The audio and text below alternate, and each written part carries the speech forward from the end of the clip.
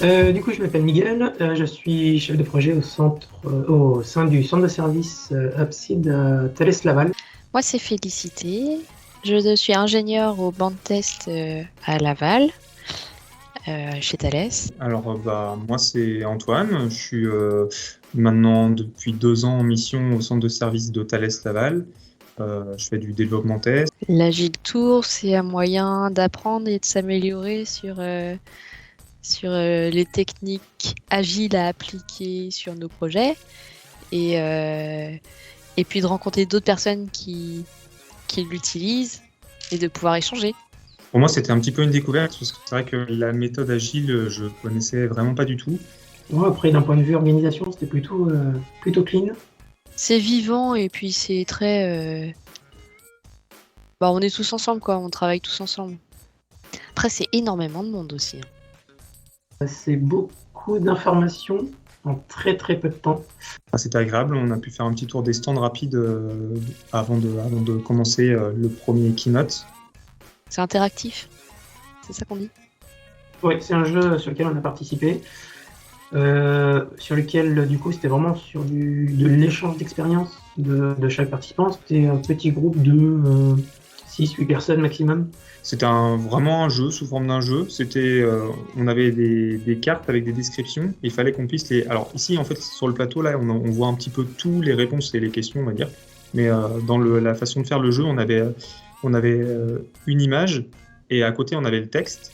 Et donc, du coup, il fallait associer, en fait, replacer la carte qu'on tirait avec le texte sur l'image qui correspondait sur le plateau. Et le jeu, c'est de mettre une définition sur un des items sur le plateau. On explique un lien, donc les flèches qui sont présentes d'un thème à un autre. Enfin, des fois, c'est super évident, et d'autres fois, ça l'est un peu moins, ça méritait un peu d'explication. Ça, j'y ai participé. C'est vrai, je suis sur la photo. C'est là-dessus que j'ai appris le plus de choses sur l'agilité.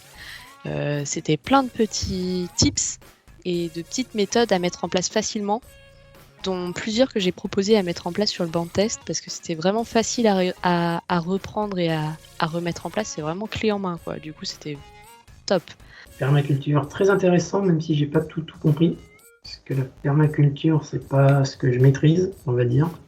Dans mon petit appartement forcément parisien. Là, on a vraiment survolé, c'était très très court, mais il y a tout un tas de liens qui peuvent être faits, comme par exemple voir comment dans la nature, il y a tout un tas d'interactions qui permet aussi de fonctionner en équipe indirectement, on va dire, et qui peuvent se rapprocher aussi à une façon de travailler qu'on pourrait avoir. Mais c'est plus des notions de flux continu, on va dire, entre les différents éléments qui est intéressant à appréhender vis-à-vis de ces sujets-là. Butzi ou Butzi, je sais pas comment on dit. Bidzi, très bonne conférence, très très intéressante. Je m'y attendais pas du tout. J'avoue que quand j'avais regardé le programme, je ne savais pas trop à quoi m'attendre. De la magie, agilité, bon, pourquoi pas essayer de trouver un lien entre les deux, mais l'expérience était très très bonne. Buddy, incroyable. Incroyable parce que il m'a redonné envie de mener à bien le projet et l'idée que j'avais déjà en tête depuis plusieurs mois.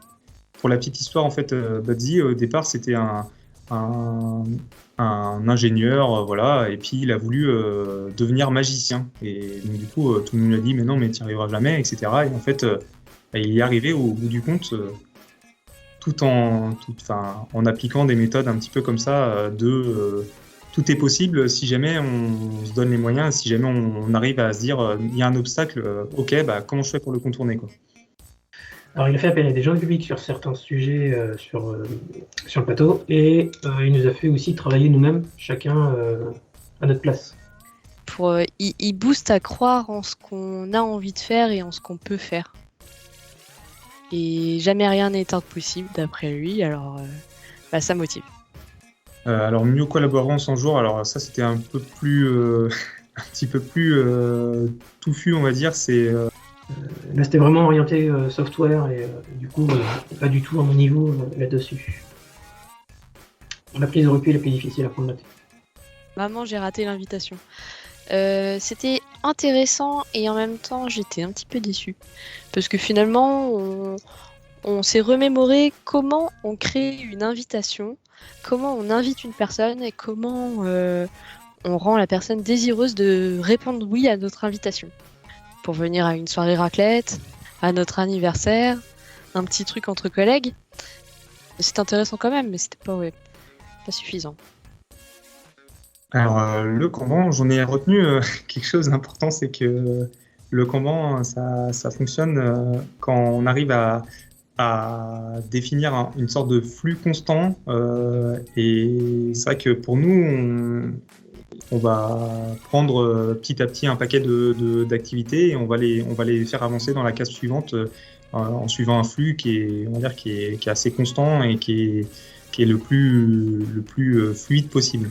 Chez nous, on a essayé de mettre en place ce genre d'outils et on a beaucoup de mal, notamment par rapport au fait qu'on a tendance plutôt à travailler on va dire, de façon individuelle et chacun sur son projet, sans vraiment qu'il y ait d'aspect où on va partager des activités, etc. Et donc, du coup, on a un peu du mal à mettre en place ce genre d'outils. Il paraît que Pignon est un agiliste. Ça, c'était vraiment nul. C'était marqué que c'était ouvert aux débutants.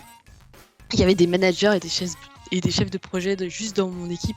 Ils étaient en train de me sortir des trucs et j'étais là, je comprends rien. Donc, non, trop compliqué, j'étais pas du tout à ma place. Ah, lui, Schwarins, j'arrive pas à prononcer son nom. Mais c'était trop top sa keynote aussi. Vivons en paix avec nos stéréotypes. Très très intéressant. Patrick Charnitsky avec nos stéréotypes. Il nous a prouvé, démontré que avoir des stéréotypes, c'est pas uniquement négatif. C'est aussi quelque chose qui fait partie de nous et avec lequel on doit vivre et on doit apprendre à vivre. Du coup, je me suis davantage intéressé à ce qu'il faisait sur les autres sujets. Très très intéressant sur l'utilisation du cerveau, sur le système 1, système 2. Voir comment assumer ses stéréotypes, ses automatismes, et comment y pallier, comment y réfléchir davantage. Ah, c'est super intéressant. C'est vrai que au départ, on se demandait bien qu'est-ce que ça allait pouvoir nous apporter par rapport à l'agilité. Et c'est vrai qu'au final, quelque chose à travailler justement sur un petit peu nos émotions, etc. pour pouvoir sortir un petit peu de ces stéréotypes et pour pouvoir avoir on va dire, un peu plus de justice dans le milieu du travail et puis même dans notre vie de tous les jours, quoi. C'est vrai qu'il était bien lui aussi, mais c'était beaucoup plus dans la psychologie et dans notre état d'esprit, avec notre équipe, avec nos amis.